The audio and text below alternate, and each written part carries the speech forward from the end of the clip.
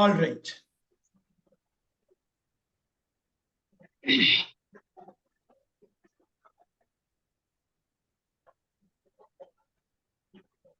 நல்லா பாத்துங்க. தே மிஸ்ஸிங்.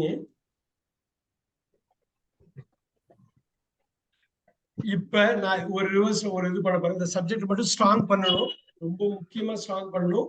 இதுல வந்து ஐக்கு வந்து என்ன மீனிங்? நான், வி, நாங்க, யூ, யூ, நீங்கள், ரெண்டுமே நீயும் நீங்களும் ஒண்ணுதான். பாத்தீங்க, அங்கேயே பாருங்க ஒரு வார்த்தை குறைச்ச. ஹி, அவன், ஹி, அவள், இட், அது, தே, அவர்கள்.